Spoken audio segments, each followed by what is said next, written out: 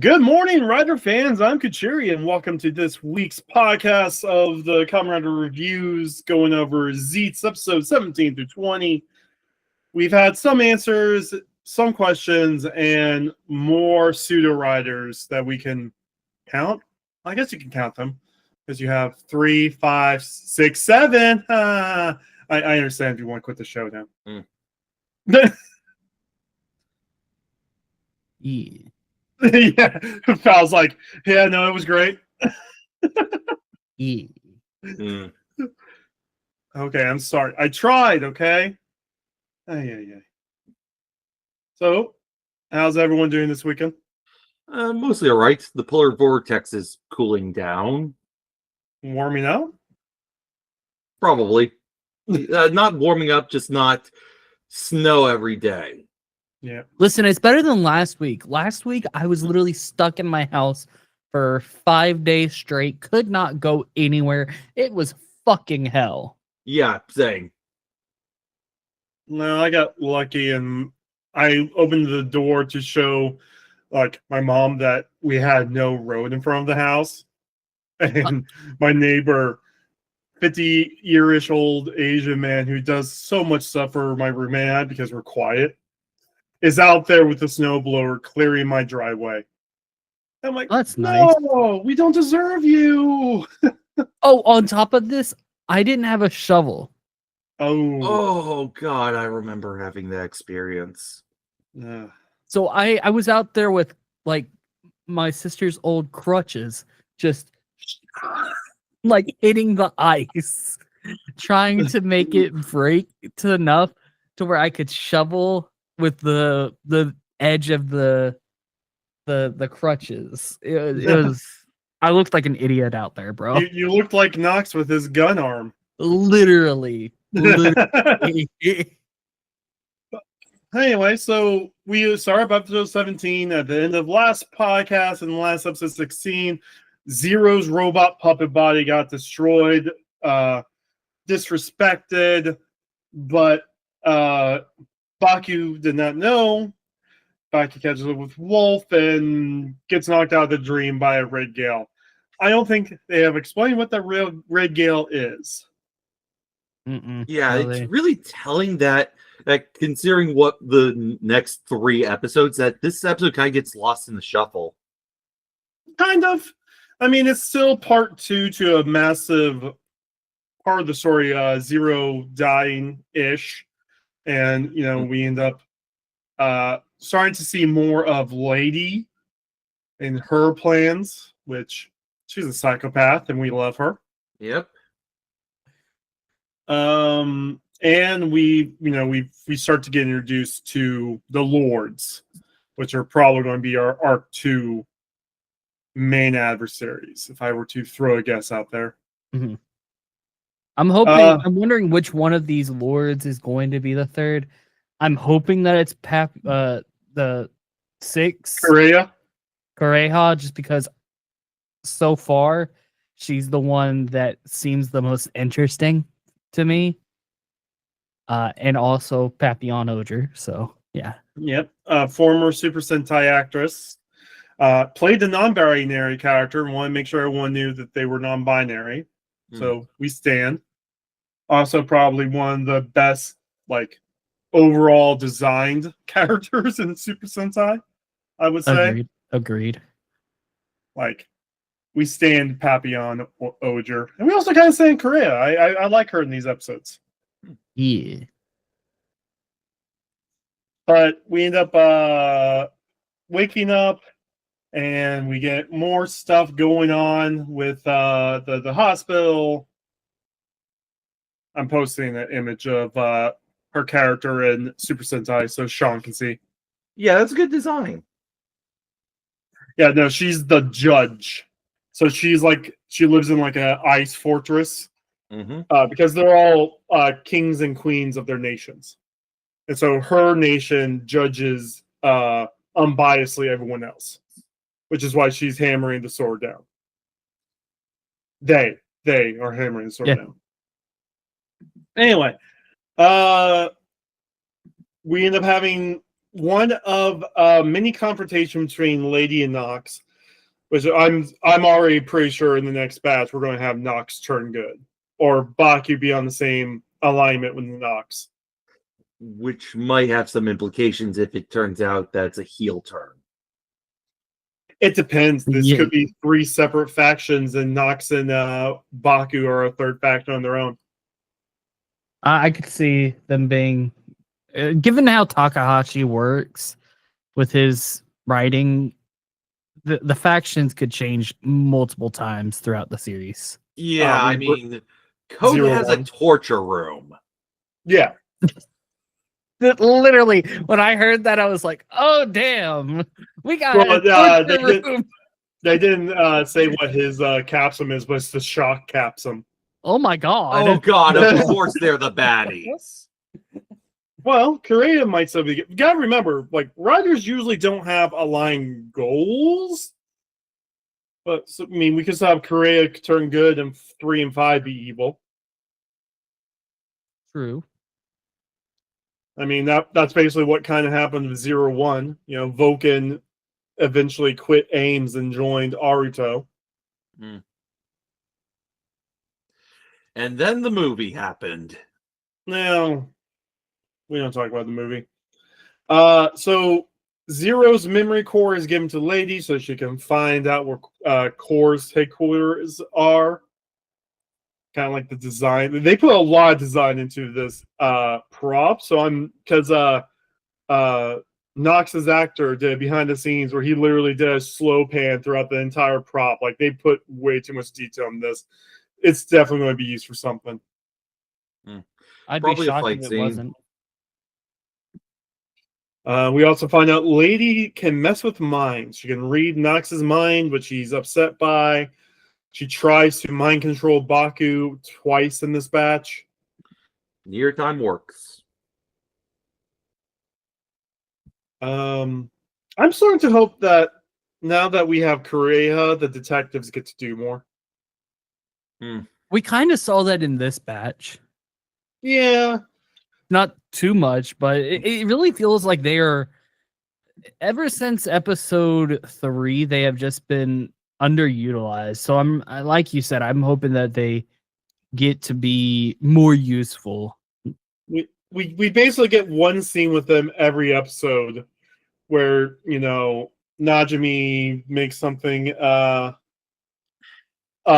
trying to solve the case, you know, Nazca kicks him, and then they went off. They were like the Vulcan skull while not really being like the Vulcan skull. Mm-hmm. Yeah, they don't have the dramatic, the familial relationship that the sister has. The sister gets some good lines in this batch. Yeah. Mm-hmm. Though she also forgets that Zero threatened to kill her. Yeah. I mean, Zero's gone now, so I think she's okay. But what's going to happen if she ever walks in that room and 3's there? Yeah, 3 is going to straight up kill her. 3's the type that I even said for, you know, in our notes, 3's definitely the final boss or a misunderstood asshole. Yeah. I wonder if he's we've all seen Geets, right? No. I've seen most of Geets. I know Sean hasn't. You know Glare, right? Yeah. I think he's gonna have that similar role. Okay. For the person who hasn't seen Geets, imagine they had a different character for Stalk than they did Evolt, and they get taken care of quickly.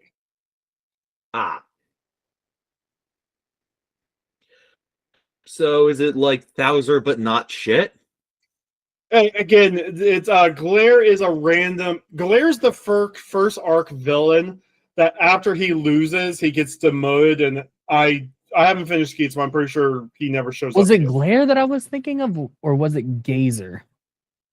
Gazer. Okay, so you're thinking the guy who runs the thing, the white and gold. No, it's not that guy. Give me a second. Are you thinking Glare 2? The loser that does the war? It's Niram. Give me a second. No, it's Gazer. It's Gazer, the one that Buffa took on. Yeah, so the white and gold one. The white gold one. Yeah. Basically, yeah. No, okay. So he's kind of the final. He's kind of an antagonist, but he's not the final boss. He gets his ass handed to him by the final form. Yeah. Yeah. Okay. They all have similar names. There's Glare, Gazer, Glare 2, Regad Omega, Regad, and they're all just repaints, by the way. Yeah. So they didn't have the budget. No, it's not that. The whole idea is that they're directors of this trashy reality show, and their suits are cameras. Okay. It's intentional. So it's like, so again, Glare, Gazer, Glare 2, they use cameras. And then they have the ability to mind control other riders by throwing one of their camera helmets that's all over their body onto the rider and taking control of them. So they couldn't come up with more film puns. Like, nobody thought to use Kino. Well, Glare 2 is... So Glare 1, we just said, lost, disappears. Glare 2 is called Glare 2 because he's the replacement. Mm. He's the same. Basically, it's a new DGP. Essentially. Like, it would be better for you to just watch Geats to understand it. This GIF is Glare 2. Yeah. Okay. What am I looking at? Well, so the game, there's something going on behind the scenes, but they still need the game to be working. So, because they're filming a trash reality TV show that people in the future are watching. That's all. That's like the major twist of the show. And so he can't, by the rules, physically fight any of the riders. So he comes up with a game because they can't summon a monster of the week for them to fight. That whoever lands a single hit on me will win this game. So Geats is trying to shoot him, and he's doing the warm. Literally. Just in case, I'm going to pull up, just in case someone else hasn't seen the warm scene.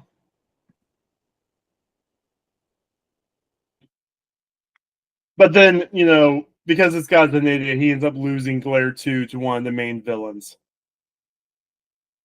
And part of Glare 2's ability is they can change the world however they want. Mm. Again, I guess it's not technically their ability, but it is their ability. They have access. They're the game master. Yeah, they have a key, basically. But anyway, going back to the detectives, they look at the bike, they declare it's a black case. Baku goes to the hospital with his sister. We get more information on Nim's disappearance, which, I'm hoping that we get more on that in the next episode. Mm-hmm. Because it seems like I think she's going to definitely play a similar role to Sumuri, as in she's going to have control of these dreams eventually, or at least be able to control them. We saw that in this latest episode where Baku was like, "Oh, you could manipulate the dream," and all of that. So I'm hoping. Are we going to get a Tsukunomi with her for the final episode? I don't think Takahashi will write her like that. She's, as much as I would love for her to be a writer, Takahashi won't do that with her.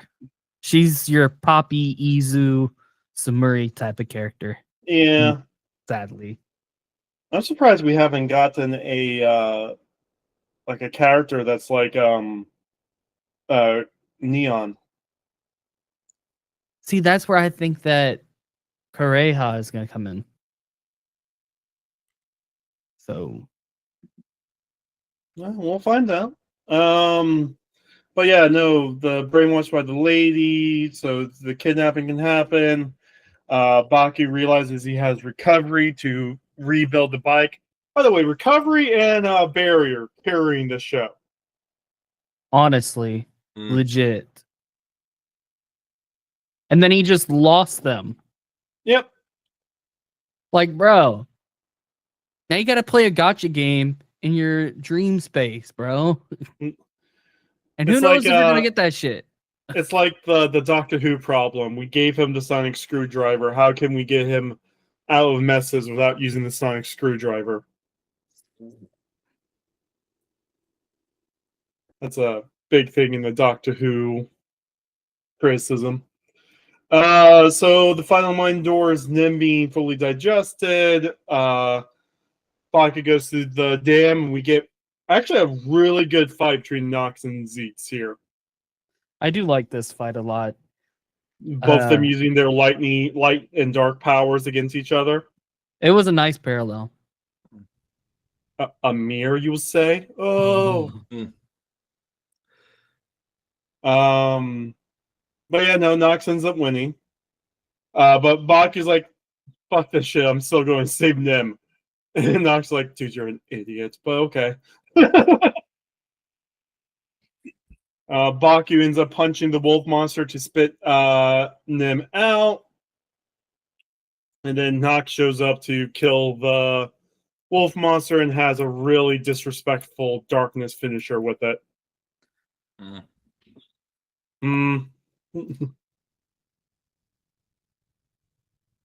Overall, I like this episode. It's just it doesn't live up to the hype of Zero dying in the previous episode. No. I think the previous episode gave us high hopes, and then this one just didn't follow through. It did give us answers to how Nim was kidnapped. I mean, any episode that gives us a bit of more lore is okay in my book. This wasn't like a completely throwaway episode. And then Lady, being her psychotic self, wants to make Nim's bad dream come true. And then Lady shows up as Sayuri Ando and gives Baka a business card. And we hear 3 for the first time. The lady is so like creepy, but I love it. No, she's chewing every scene as a villain. That's why I think Nox and Zeztz are going to be their own faction. Kind of like how, in around episode 30, Aruto split from Hedon to be his own company with Vulcan. And, Thouser and Metro Jinrai were the other 2 factions. It's crazy to me, though, that we're already at episode 20 of this show. Yeah, no, we said this during Gav. Years go by too fast, man. For real. So Nox betrayers making code change their hierarchy. Then 3 said Zero lied to Baku about revealing all the secrets. And then just straight up knocks out Baku with a single kick to the gut. And now we are in the school section of the episode, which gets to some oh boy. It's a death game. Let's go! It's a death game. It's Battle Royale. It's a school shooting. No, it's not school shooting. In Japan, there was a few movies like Battle Royale that had a bunch of school children. Yes, but Battle Royale was set on an island. This is closer to Lesson of the Evil, which was a school shooting. Okay. I do like how Nazca gets jealous of Baku flirting with Nim in the dream. A drama between women. Yuri. And then Nox gets a new doorknob. Gun. Gun. All of a sudden, water bottles turns into all kinds of different weapons, including a gun. And you say that, we're not on an island. Where are we, America? I love how there's like different weapons. Like one of the weapons was like a plastic bat. Yeah. Like, yes, let's give one person a loaded fucking gun, and then let's give one person a fucking plastic bat. Which, to be fair, is a gag in Battle Royale. They all get random weapons, and one of them is just a fan. Imagine if like Korea took the plastic bat and lucid dreamed that it was the tool to destroy the Death Game Nightmare and just fucking home run slams him. That would be peak. But we meet Death Game Nightmare, which cool design. Yeah, I was trying to figure out what the nightmare was based off of. I believe it's Gotchard. Gotchard, okay. Because of the arrows. But again, I could just be talking out my ass. Of course. I mean, we could always look at what the wiki's saying it is, which, as we know, with other fan wikis, it's not always accurate. It's not always accurate, but yeah, the Wolf Nightmare definitely, I believe, was based off of Ryuki. Possibly. It might have been Fives, because Fives also the wolf. Oh, true. They're saying, okay, so the notes on the page is like, it uses the same body of Bomb Nightmare. This just could be another build. Oh. Okay. Gotcha. Nazca's not the dreamer. We meet Korea. So, question. If you die in the nightmares and you disappear from real life, is that really adding to the kill count? No, because they all come back. It's SAO. You die in the dream. That's the fourth episode in this batch. True. Also, did anybody notice the King Goja reference on Nem's jacket? Yeah, Nem's jacket. Yeah, I'm wondering what the other two pins were meant to represent, because one of them didn't look like the Spider Ranger. Maybe I'm gonna have to look at the pin one more time. I mean, it's definitely the core 5, but there's two other pins there, and I don't think they're, because they're not as detailed, the black and white pins. Yeah, maybe it was the silver Gear's brother. Oh, that's possible. I'm saying the wiki has it on the post. Because I feel like someone shared it somewhere. I can't find it. Anyway. Korea knows that Baku's a code agent. Nox gets a Mega Buster. And Barrier gets destroyed on the grounds that you can't keep defending. You have to play at some point. I thought it got stolen. I thought, might be misremembering. Might have been stolen, might have been destroyed. I think Barrier got destroyed earlier to summon that nightmare out. Barrier got destroyed. Recovery got stolen. Yeah, and then Nox took the barrier capture and announced that he'll be reminding Baku about Code's darkness before leaving him the Death Game Nightmare. Yeah. Which is a cool transition. The throwing up the backdrop up like it's a curtain. That's one thing that I've enjoyed about this show, by the way, is their cool transitions. I just think it makes for an interesting viewing experience, because you got all these different scenes. Like you can go from a rainy day to a bright, sunny afternoon day, and then to night. It's just I love it. That's one thing that I've just appreciated a lot about this series so far. It's just the unique ways that they're pulling out the dreams and everything. Yeah, and they're also using the Kinoger sets for, full on screens, to help out too. I love that. Good. It's all good shit.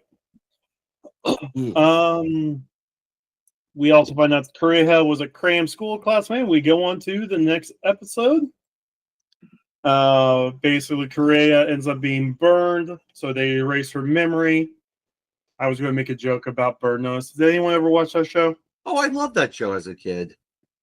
Yeah, it's basically Bird Nose. Yeah. Michael, you've been burned. Yeah. Sadly, she does not have Bruce Campbell to rely upon. The nightmare is there to make Kuchiri remember her past, and Nox decides to be a douche and tell Nim that all these nightmares are her fault. Which, given some stuff we find, kinda, but also no. Like, if you do it in the most literal way possible that ignores context, I suppose, but there's a big detail that you're leaving out, Nox. Well, she knows she's in a coma. Remember, the whole goal is to find her body. Right. And then she has that lucid dream sequence where she meets a nightmare right next to her body. According to Toei, that's a baby nightmare.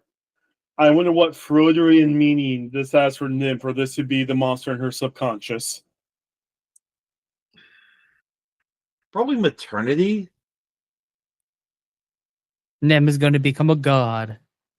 Ooh. We're going to find out that our jokes about her manager being like Dan from Nickelodeon was actually more true. Stop! Stop! Yeah. Yeah.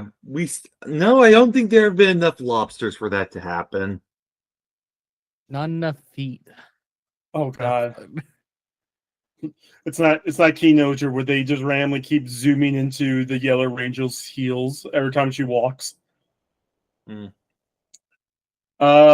Baku tells Nazca about her friend being in code. Kuchiri tells Baku about dream learning. I see this as confirming my brainwashing theory. Oh, 100%. Okay. This actually, when I saw this episode, I immediately pinged on a specific spy comic reference.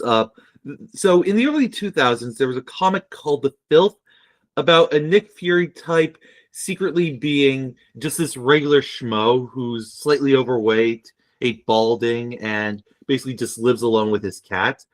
And we cut back between him trying to live his normal, regular life and also be this super secret spy agent, because the normal everyday life was called a parapersona, which is a fake persona put onto the person. Well, I'm sure if they were all agents somewhere in the past and Bakuga's memories erased, possibly by Zero for some reason. Yes, they turned Baku into a sleeper agent. Yeah. So anyway, he goes to therapy, and like in all superhero fiction, it does not go well.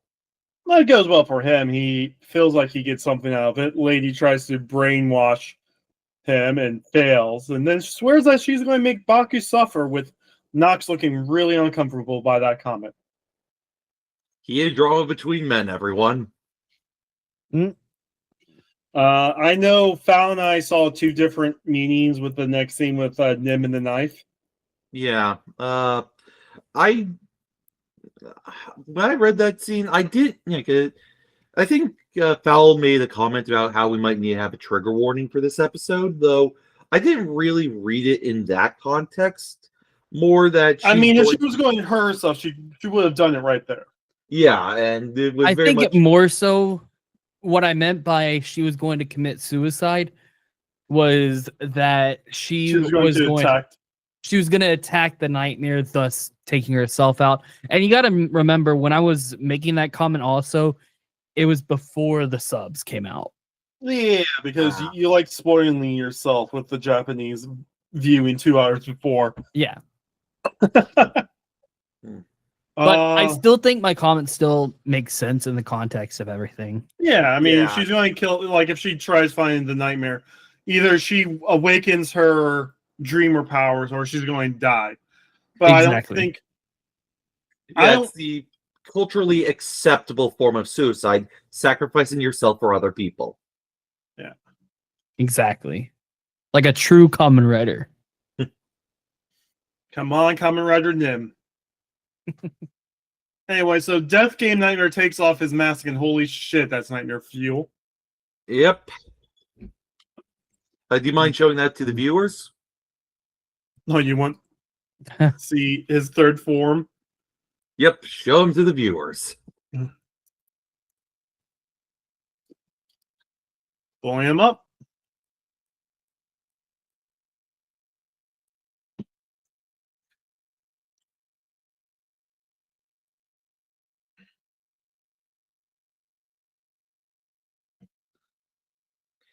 Yeah, so many mouths.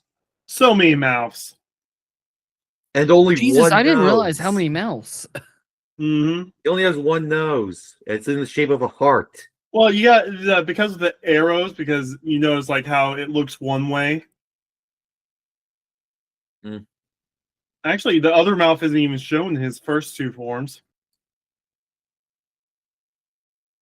But then, like, that's where his nose is, underneath the mask. Weird.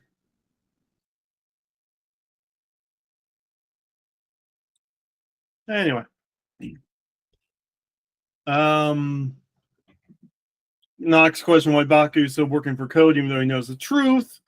We see the Breakum saber be combined with the Inazuma bow to become a giant sword, which is kind of cool. Mm-hmm.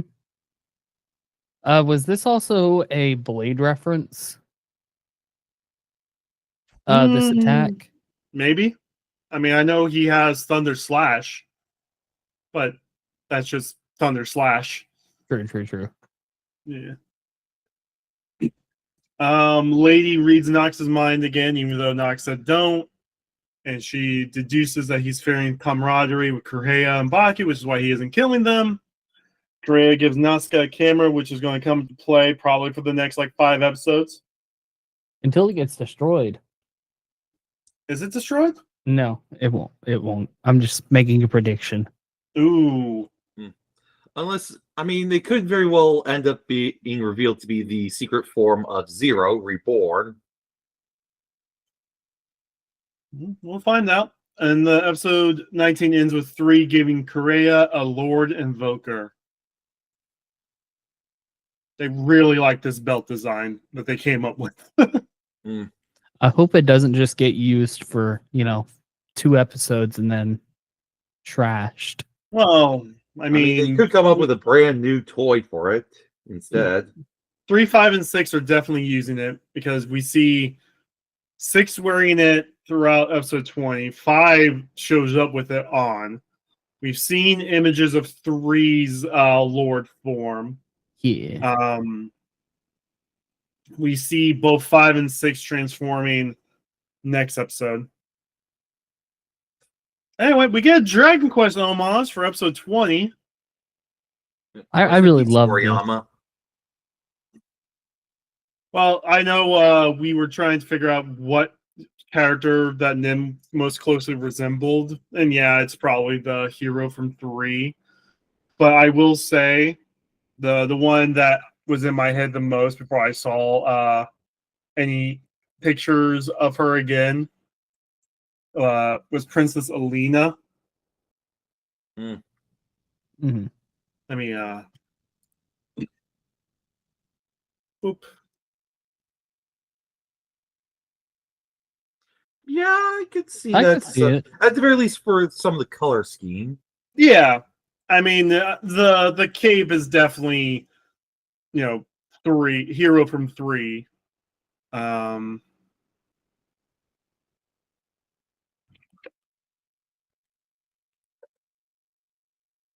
Oh, really? Let me just do this then. Anyway, so we're on a quest. Yep. RPG featuring small children. Surely nothing horrible will be happening in this episode. There we go. No, nothing bad will happen. No, it's a funny slapstick episode. We need to be perfectly fine with just how easygoing it is. I also love how back in this dream is just Villager A level 7 jobless person. Oh my gosh. The amount of times that they do the 7 title is just perfect. I love it every single time. And everyone's like, no, he can't go into quest. He's level 7 jobless. Yeah. That's suicide. I do like the detail that Nem's level is 3 question marks. Yeah. That's a hero thing in Dragon Quest 2 sometimes. I wonder if that means that she'll be involved in somehow taking on this nightmare next episode. Which is the Skull fucking Castle. Well, it looks like the actual nightmares, the baby nightmares that every single kid apparently has. Which, oh boy, that has some implications. Yeah. I think the idea is they haven't evolved to their true nightmare forms yet. I think these are like base level Jamato. I think they kind of implied that with the ending of the episode, that they're basically all creating these little nightmares to make a big giant nightmare.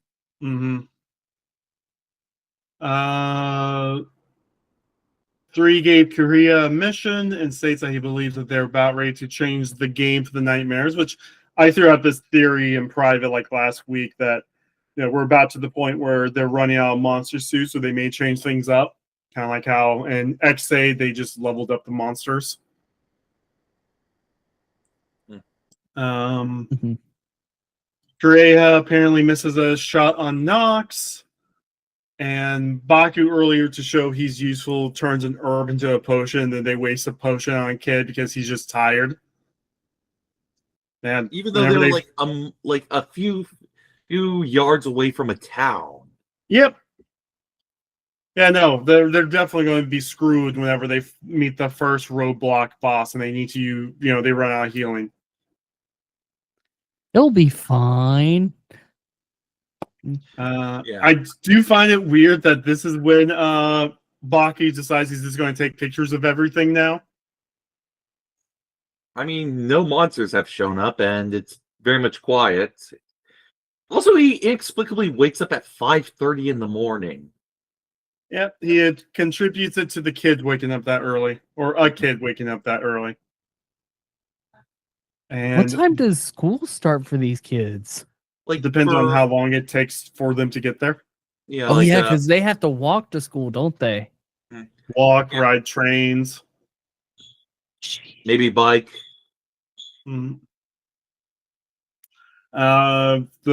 detectives and the sister finally sees what a nightmare looks like. Funny scene where the sister's like, "Oh, it's kind of cute." She's not wrong. Everybody just stares at her like, "What the fuck?" That was funny. We got to see what kind of monster shows up in her subconscious that will actually make her scared. Which, I mean, we do have that movie that supposedly involves Wizard Alice in Wonderland. Oh, is that done yet? Have they done all the minisodes for that? They're still doing that stuff. Like I keep on seeing it on Twitter. They're still doing it. No, we're still holding off until that's done on that one. Do we know when the crossover movie's happening? They're done with that. Yeah, I don't think they're doing one. They're basically trying to stray away from that idea and just do a summer movie and then try to do these, I guess, like you heard of the Agito movie. Yeah. Basically, they're trying to make an MCU type of deal where they do these big, grandiose movies. I'm kind of miffed we're not getting Be the Two. Yeah, that I think everyone was so confused by that. No, it turns out, hey, if you rightfully predict which of these movies is getting released, then you can win an autograph poster of that movie. And like, people thought it was actually people vote on what movie was coming out, but no, it was going to be Agito because it's Agito's 25th anniversary. So how long do we have until Build's 25th? 2 more years until the 10th. Okay. Yeah. So we might get a movie in 2 years. Again, build. It wasn't that. We're still getting Gaim stuff, and we're 11 years past Gaim. Yeah. If they haven't been pumping out build stuff, there's a reason. I'm sorry. I hate to burst your bubble.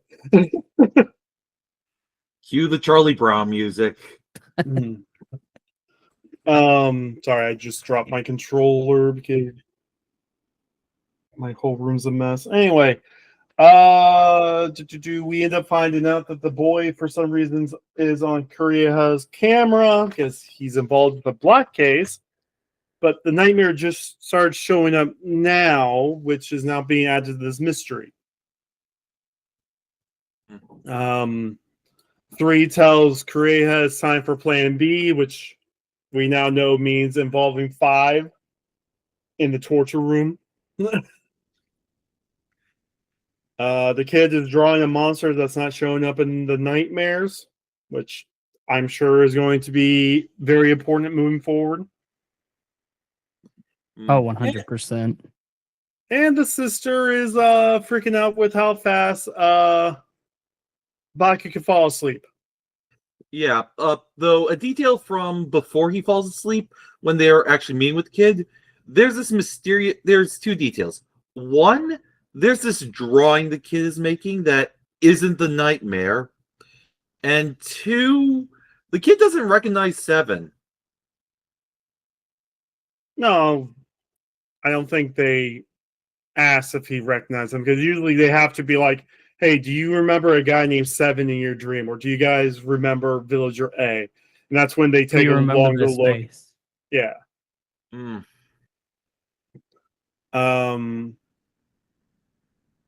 But yeah, no, Minami freaks out about how easy it is for him to fall asleep. And then we get the slapstick fight with the baby nightmare. This is so Kyoryuger coded. It's the llama from Akiba Ranger all over again. That too. This fight was funny. Sean, there's a parody Super Sentai season. It's one of the best things ever on the internet. It's great. Of course there is. It's actually produced by Toei through a different company. Like, it's unofficial, but it's also officially done by Toei. They had an entire episode where they went against a llama monster, felt so bad with how weak it was, and gave it a Rocky montage. And they basically made it strong enough. They made it too powerful. Yeah. Yeah, they ended up making it too powerful, and they had to, use up all the reserves or all their different gags and stuff to finally get him destroyed. Which honestly feels like a very funny approach to the series' main boss. It was just one episode. Active Ranger's so good. Definitely go watch it if you haven't. Yeah. No, and then it's short too. It's 24 episodes. So 12 each season? Yeah. Yeah. And each season is a full story with like an actual good plot and all that stuff. And it's very I would say it's mature. Yeah, they have adult video actress as the main villain, and every time they get a chance to have her be naked while still covering the bits, They do. All right, I'll probably watch that after I finish Gav. Sean's like, I love how woman, that's eh? what got you in.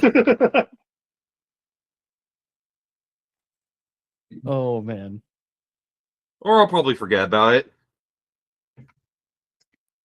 I will say, have you ever seen the gifs of the weird Rangers with the American flags on them? Nope. Oh my god, you haven't seen that? No, I have not. Oh my god, I gotta show you. I just posted a GIF in the Discord. That's just the... Wait, those are just regular Power Rangers. No, look at the neck. Look at the neck. Look at the belts. Ah. Those are the powerful Rangers. The original version of Super Sentai that Japan stole from America. Oh, God. And that's his power-up. He gets a waifu. He gets his waifu for his power-up. Jesus fucking Christ, what is this show? Oh, it's great. It will make you laugh your ass off and make you cry at the same time. It's that good. But yes, the Powerful Rangers are hilarious. And yeah, that's the villain. Ah, so it's Cutie Honey but Nazi. No, not really. She's just wearing a generic general outfit. Fair enough. It's fun. Anyway, so Korea confronts Nox, and you think that this is going to be where we see 6 transform. She ends up not doing that because 5 comes out of nowhere and sucker punches Nox. And drags him into the torture room. I like how he just flushes him down there. We didn't make our 6-7 joke. 6 is working with 7. Well, no, she's working with 5. 7 is doing his own thing involving a slapstick creature. It's okay. They're still working together. Imagine if they all of a sudden like labels the different factions. We have Code, we have Lady, and then we have Team 6-7. Oh my god.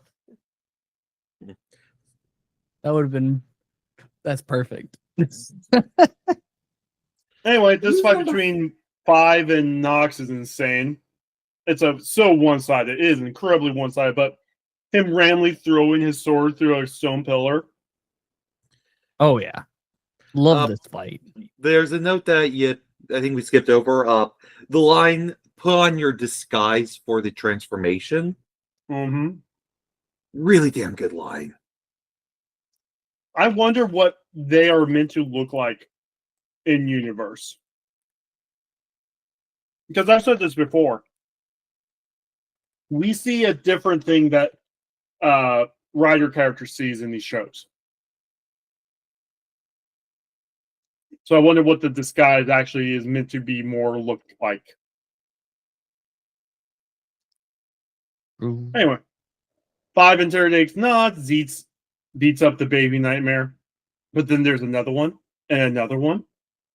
They're fucking bots. There's an army. And every single kid is a dreamer, and they have a connected bad dream from the events from episode 3. And that's why they look like mots. And apparently one of the subtitles is there's going to be a revenge strategy in the next episode. So yeah, no, the shoe's coming down. We're about ready to have a oh shit moment. Yep. Oh boy. Anyway, thoughts on this batch? I don't have very many theories right now. Yeah, I have certainly questions like who is number 4, and are we going to get 4's Nox? 4's Nox? Oh, right. 4's Nox. Okay, so You're thinking 5. Yeah. Who is 5? And my general question when you have a spy story with where people are numbers, who is number 1, and is it number 6? Is that a GoldenEye reference? No, it's a Prisoner reference. Ah. like one of the theories about The Prisoner, or which is a show set on a remote island where a spy tries to retire but gets sent to the island, and the island's purpose is to find out why he wants to retire. Is that at number one, the leader of the island is actually number 6. That's a theory of the show. It's a weird show. Like, of course, you have all the Netflix shows that prove you can't trust anyone named number 1. Yep. And then there's Kids Next Door, which had apparently its reboot era would have had number 1 be a villain.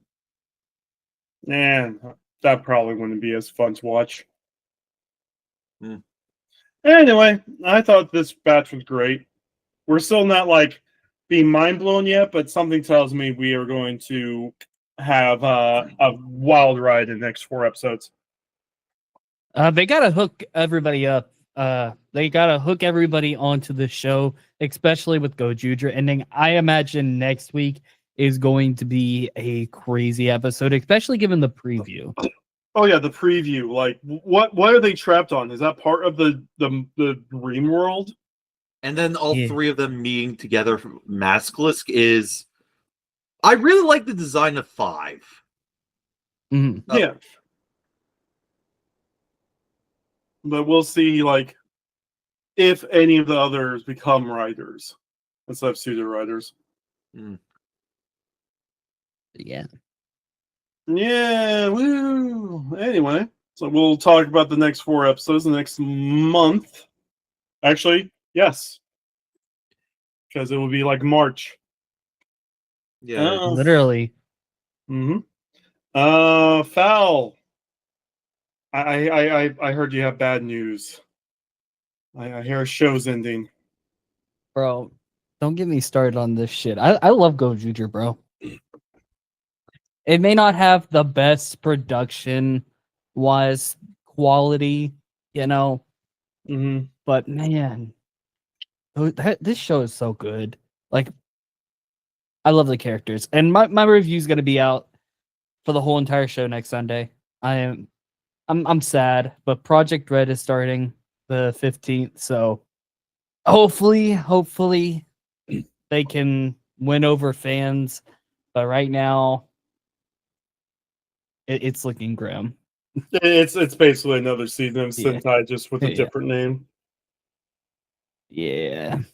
Sean, you have a whole bunch of books.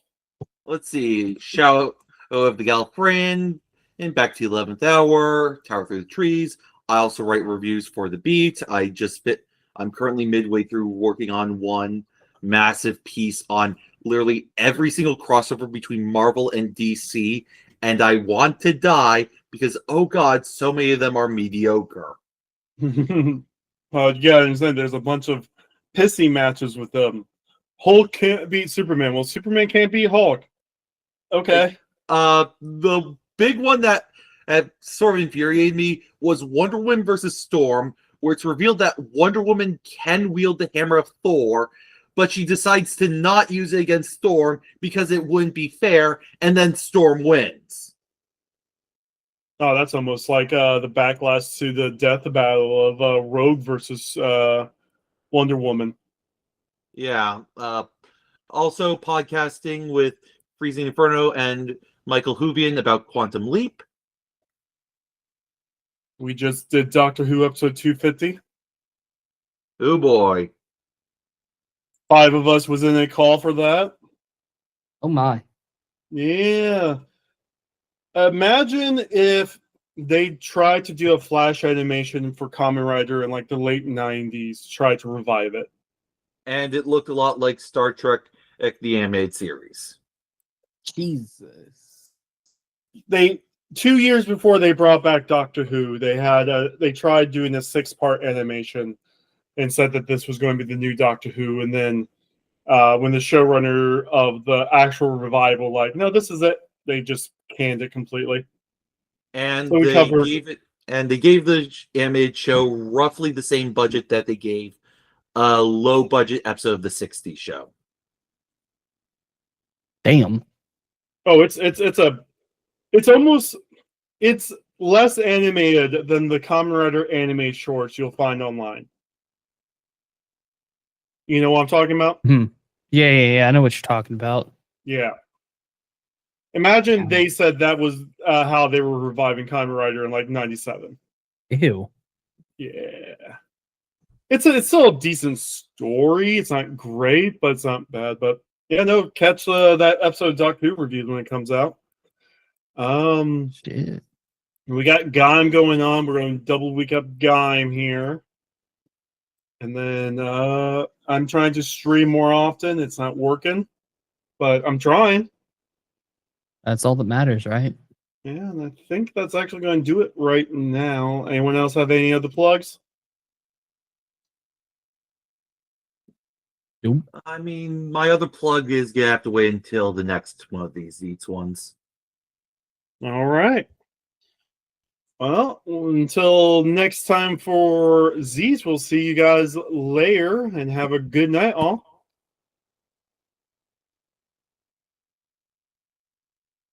No one else is going to say good night? Jeez, okay. Good night. Night.